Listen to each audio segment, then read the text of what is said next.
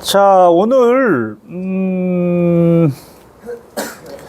지금 이 강의가 여러분들한테도 의미가 충분히 전달됐으면 좋겠지만, 동시에 지금 야전에 있는 우리 군인들에게도 그 의미가 전달되었으면 하는 그런 시간이에요. 지금 우리 병영 안에 있는 여러 혼란, 그것을 극복할 수 있는 기준, 대안, 그게 뭐냐? 명쾌하게 나는 우리 헌법 정신에서 찾아야 한다. 대한민국에서 헌법은 생활에 있어서 최고 도덕 규범이다. 최고 상식이다. 그리고 정치에 있어서도 최고 가치 규범이다. 그래서 얘기를 나는 헌법 정신 회복 운동이다. 우리 사회에 지금 사회에서도 지금 갈등이 너무 만연돼 있잖아요. 극단적인 갈등으로 만연돼 있잖아요. 그것을 극복할 수 있는 것이 헌법 정신 회복 운동이다. 마치 주자라고 들어봤나요? 주자, 송나라의 주자. 원래 이름은 주희였죠. 자자를 붙이는 것은 마스터. 이제 최고의 선생님이다. 뭐 공자, 그렇죠? 맹자 마찬가지. 이분이 1130년에 태어나셔서 1200년에 딱 70년 이제 사셨는데, 이분의 업적이 바로 사서 운동이었죠. 사서 운동. 사서, 공자의 논어, 맹자, 맹자의 맹자, 대학, 중용, 이 네 책을 사서 이 네 책을 들고 와서 운동 캠페인을 했죠. 왜 그랬냐면 당시 송나라가 엄청 혼란스러웠어요. 사회적으로, 정치적으로도 혼란스러웠고, 그 혼란의 원인을 어디서 봤냐면 그 송나라 전에 세계사 시간에 배웠지만 당나라가 있었고, 당나라 때에 인도의 불교를 받아들여서 찬란하게 발전되었지만 한계효용 체감의 법칙, 본 교수가 믿는 몇 가지 진리 중에 하나가 한계효용 체감의 법칙, 즉 박수 칠 때 떠나라, 정점 찍으면 그 다음에 내려가는 거죠. 모든 역사가 그렇잖아요. 로마도 그랬고, 그 찬란했던 로마도 그랬고. 그래서 박수 칠 때 떠나는 거예요.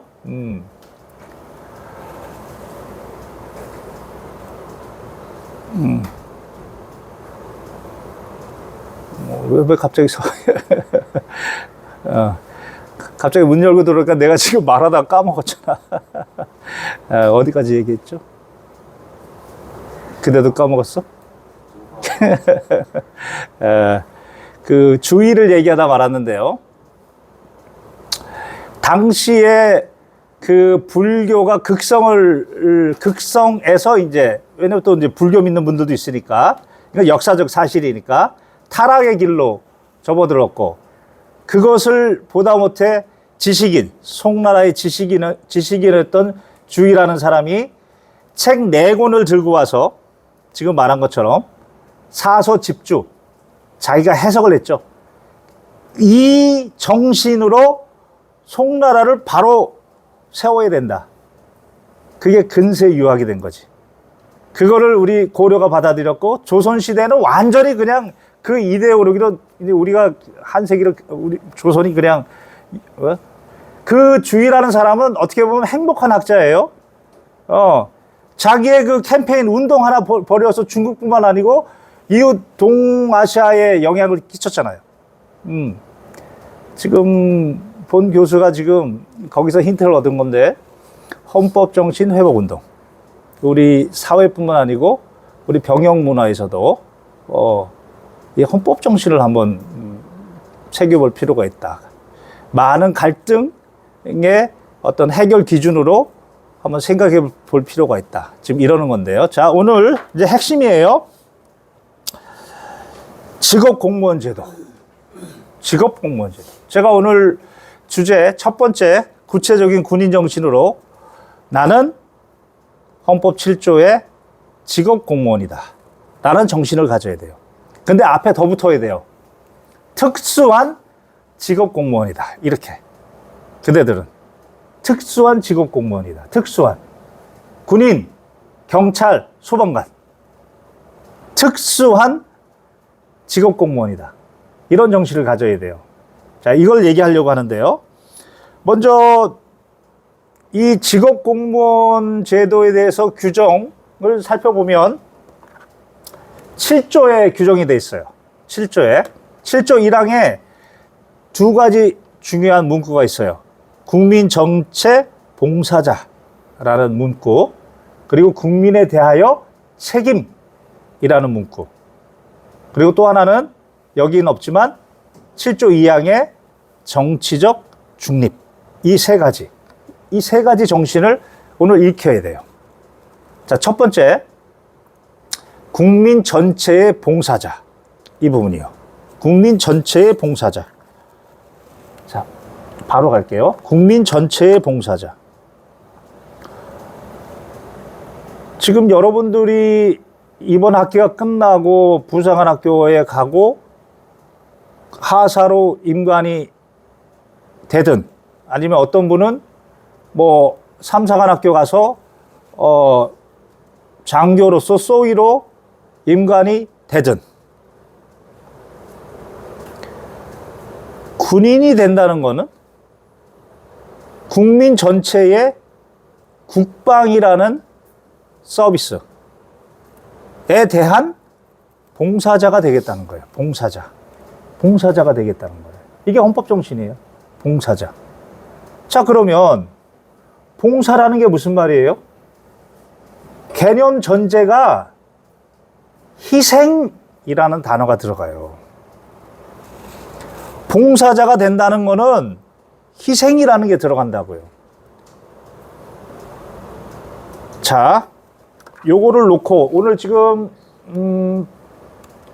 이 부분은 나중에 이제 기본권론에서 더 자세하게 논의를 하겠는데요. 일단은 이번 시간에는 이해할 수 있는 범위 내에서 얘기를 할게요. 지금 제가 무슨 말을 했냐면, 군인은 국민 전체의 국방이란 서비스의 봉사자다.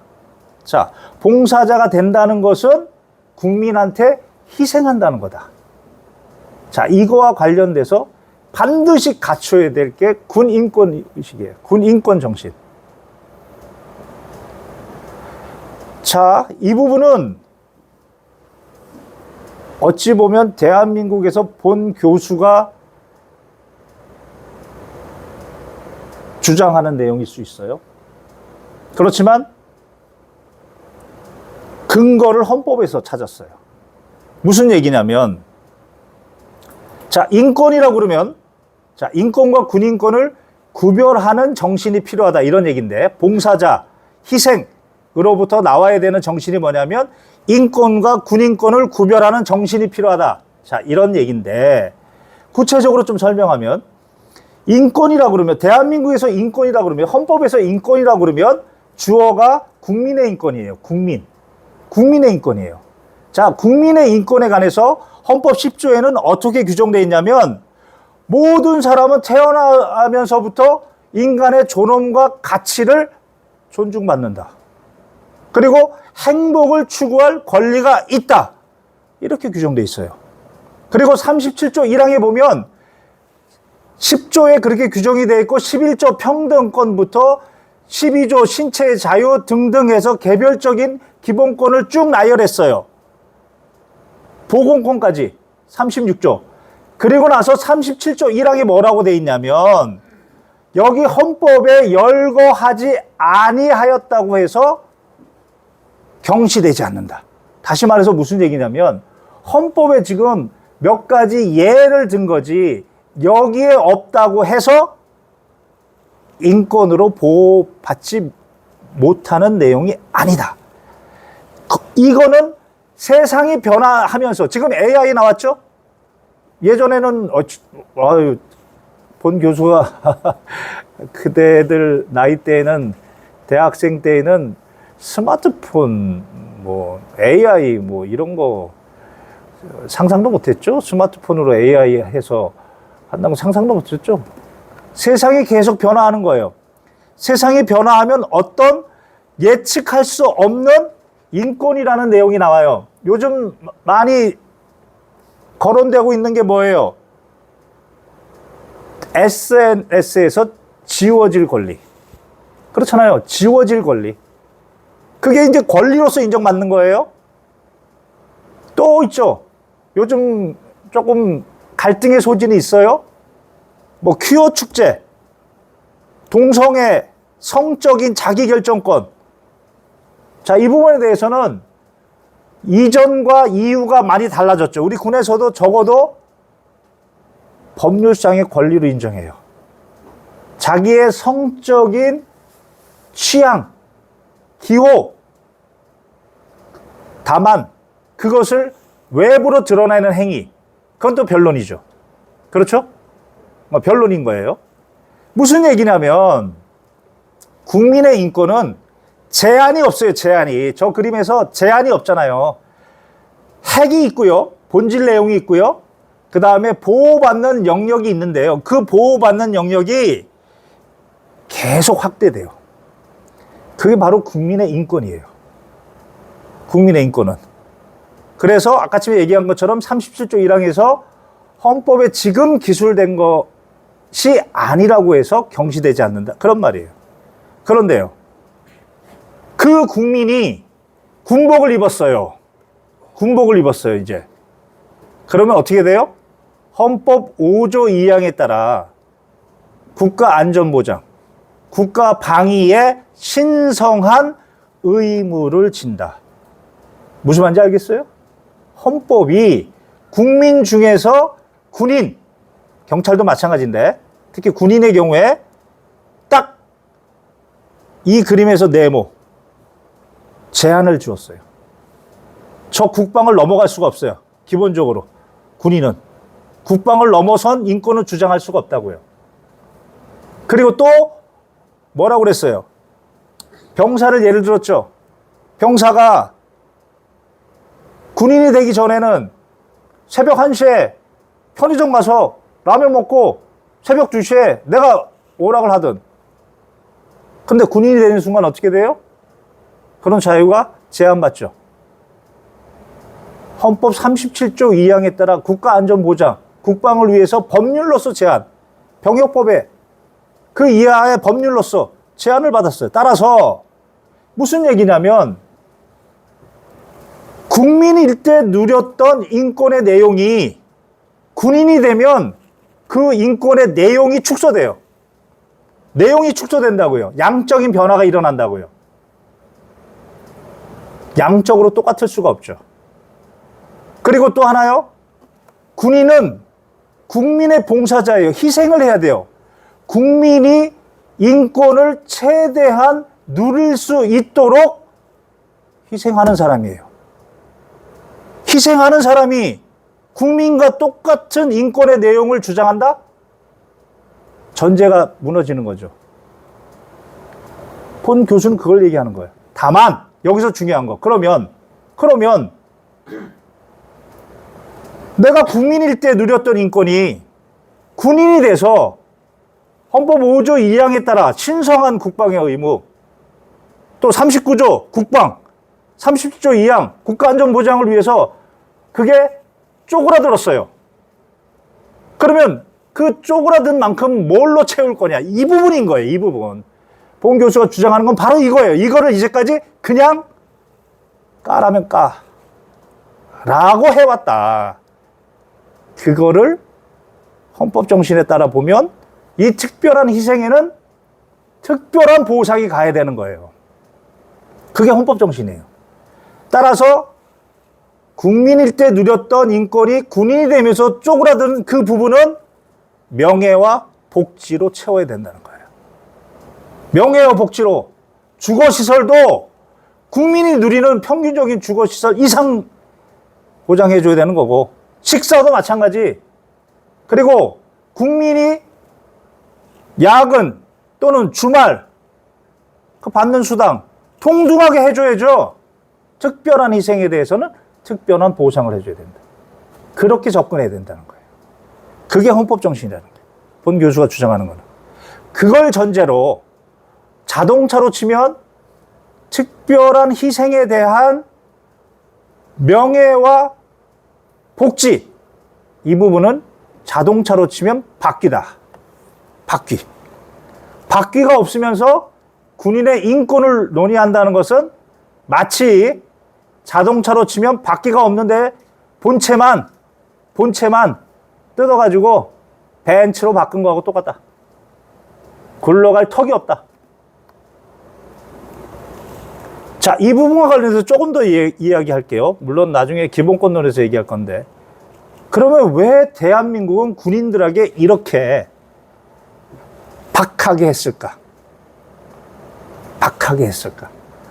우리 SNS에 나오잖아요. 제 월급이 이거밖에 안 돼요. 저 사는데 이런 데서 살아요. 곰팡이 쓸고 이런 데서 살아요. 사진 봤잖아요. 육대전 이런 데서. 왜 이런 현상이 일어났을까요? 헌법에 있어요.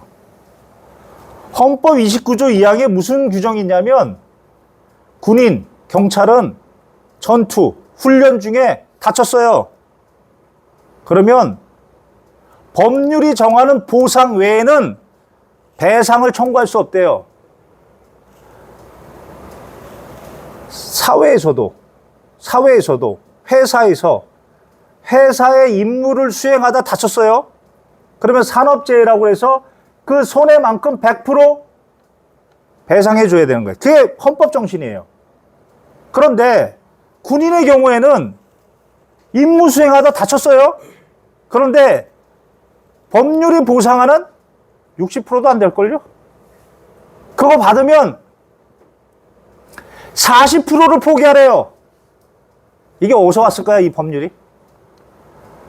유신헌법에서 왔어요. 왜 이 헌법이 왔냐면,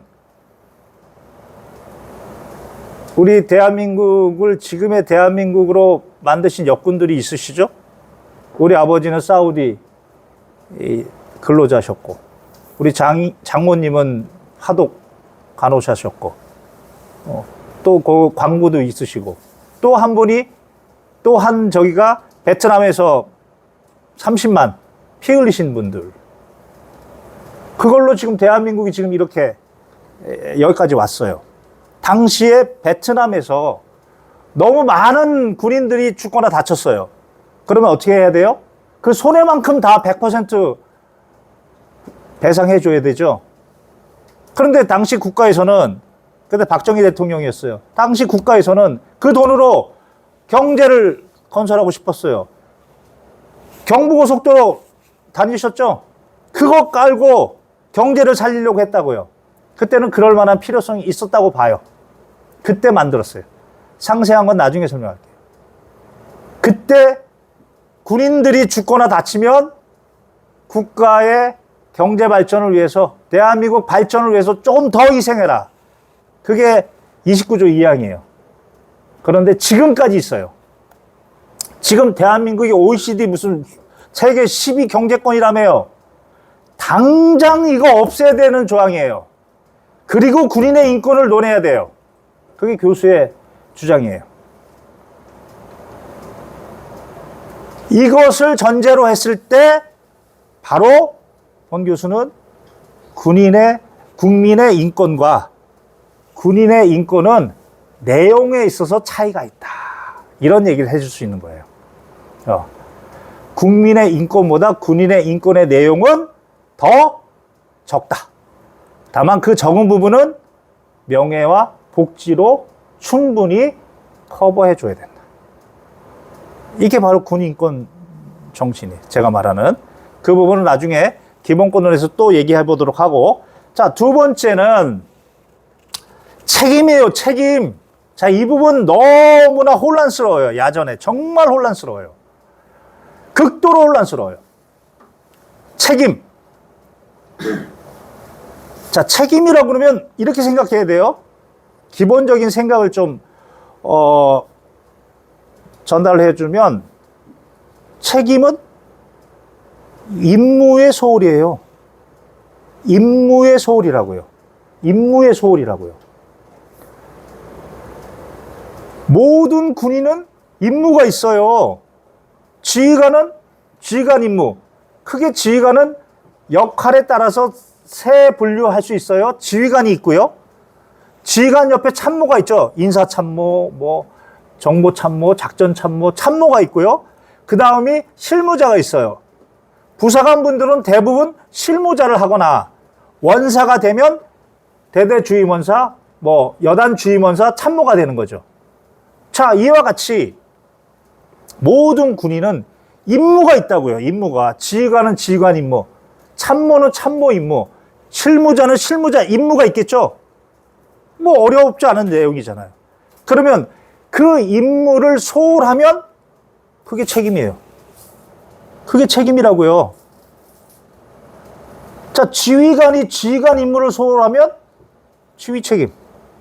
참모가 참모 임무를 소홀하면 참모 책임. 실무자가 실무자 임무를 소홀하면 실무자 책임. 그런데 왜 지휘관이 임무를 소홀한 걸 왜 참모와 실무자한테 책임을 덤탱이쇼?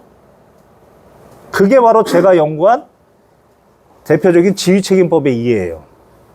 2009년부터 지금까지 연구하고 있는 거예요. 이 책임은 임무하고 연결되는 부분이고요.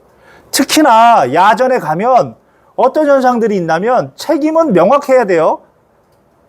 야전에 가면 편제는 있어요. 그런데 사람이 없어요. 그럼 지휘관이 어떻게 해요? 그냥 임무를 줘요. 자, 보세요. 책임은 명확해야 되고, 이 책임이 명확하기 위해서는 임무가 명확해야 되고, 임무가 명확하기 위해서는 인사명령이라는 게 있는 거예요. 군대는요, 명령에 따라 지휘체계가 움직여야 되고, 명령에 따라 책임이 명확해야 되는 거예요. 그런데 편제는 있는데 사람이 없으니까 지휘관이 임무를 막 지시해요.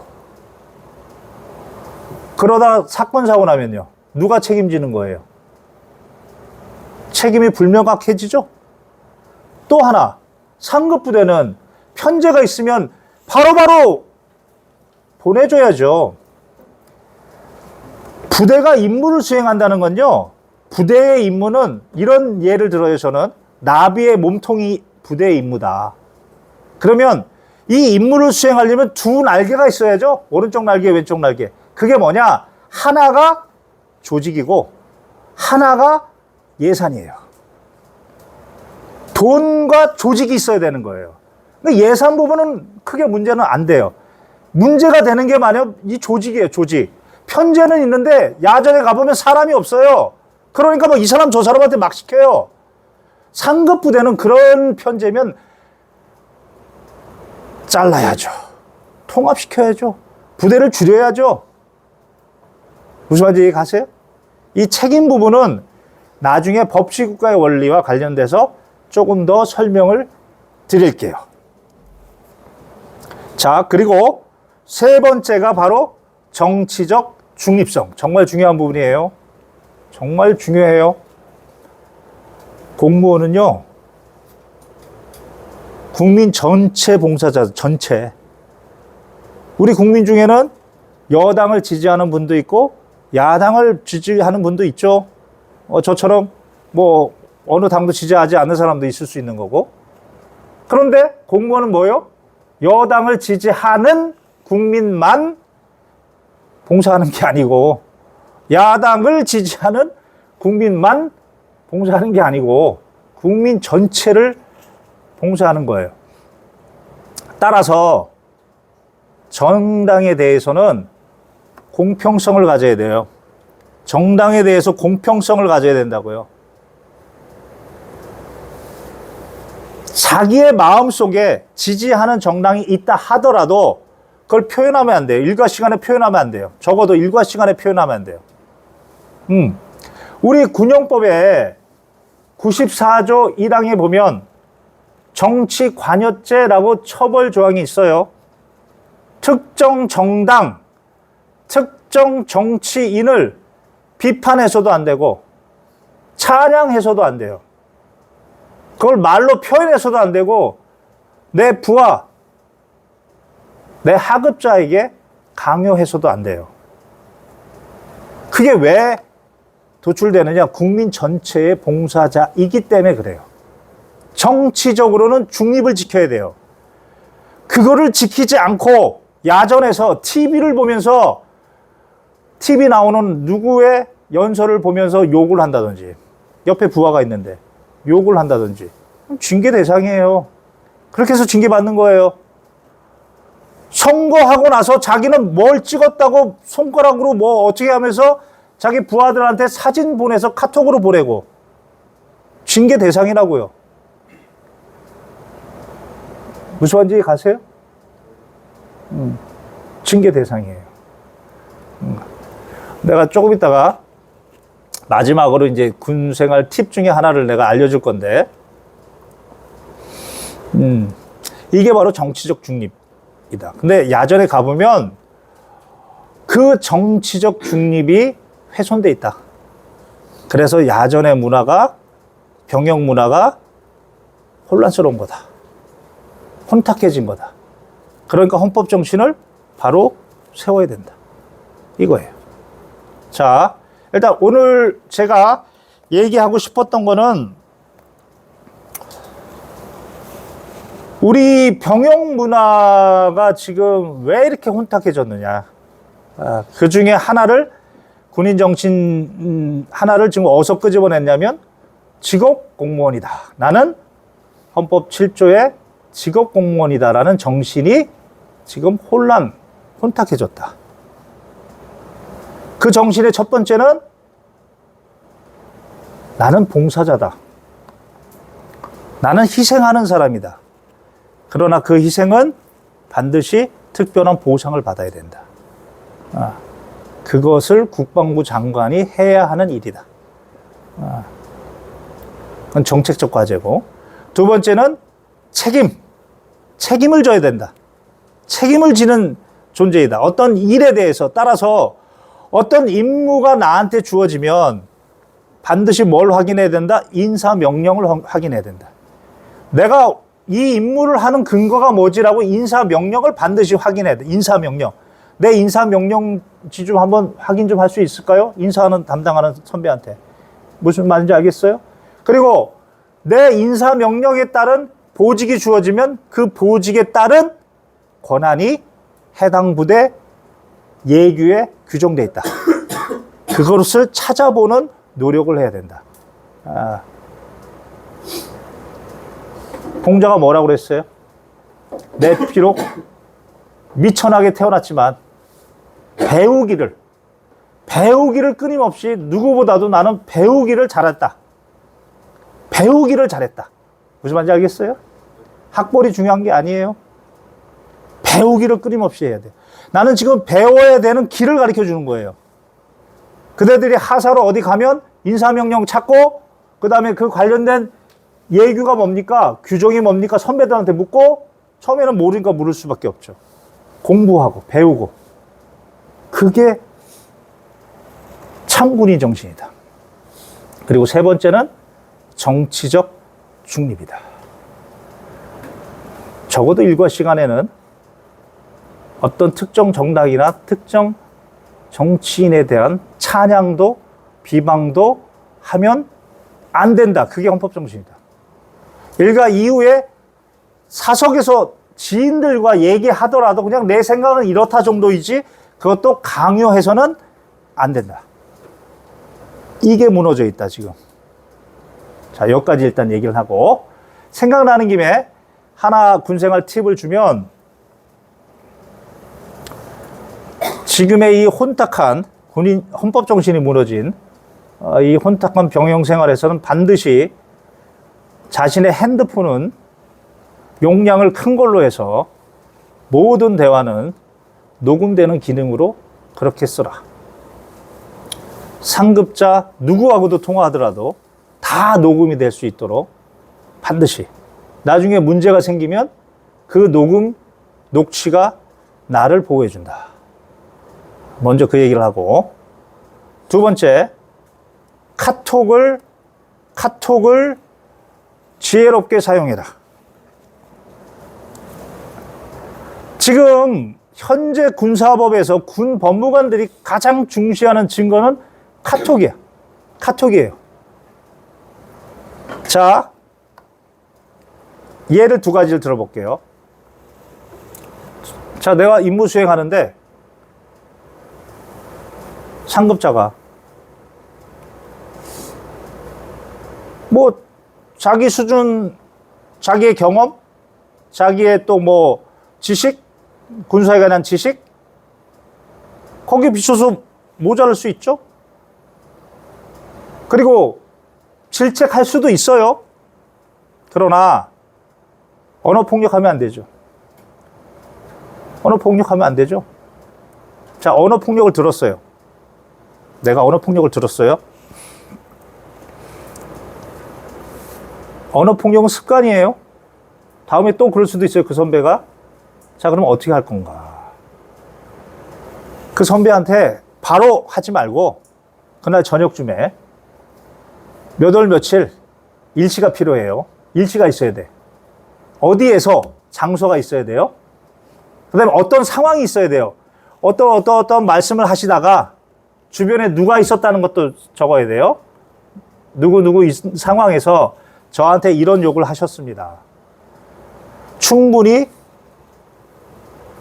상급자 선배님의 그 기대에 미치지 못한 그 마음은, 그리고 제가 더 열심히 해야 되는 그런 부분은 제가 충분히 받아들일 수 있지만, 옆에 누구 있는 상황에서 이렇게 욕하신 부분은 다음에는 안 해주셨으면 좋겠습니다.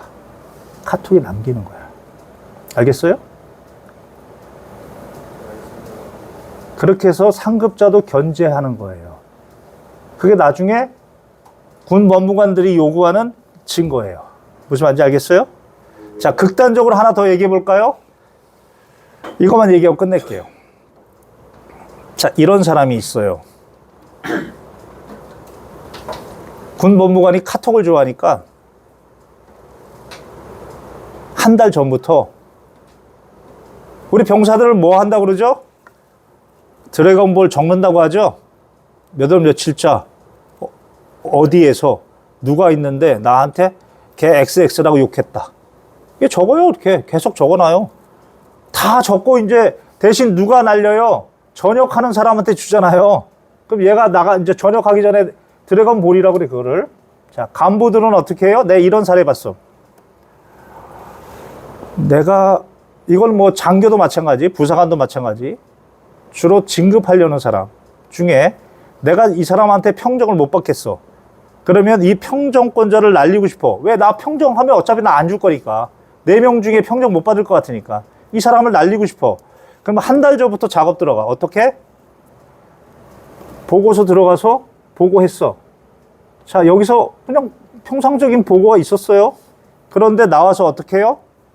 지인들한테, 지인이라고 하면 군인 지인이 아니고 자기 친구나 이런 사람한테 오늘 보고를 했는데 나보고 걔 XX라고 했어. 보고서를 찢어서 내 얼굴에 던졌어. 라고 2명한테 보내놔요. 이 사람들 모르죠, 그 상황을. 그러면 친구니까 어떻게 해요? 뭐 그런 놈이 있어? 뭐 그런 X가 있어? 그렇게 대화하죠. 카톡 남았죠? 한 달 전부터 없는 사실을 카톡에다 만들어내요. 그리고 D-Day 진정해요, 감찰해. 그리고 그 카톡을 줘요. 그리고 하나 진단서를 끊어요. 이것 때문에 저 정신병 왔다 갔다 했습니다.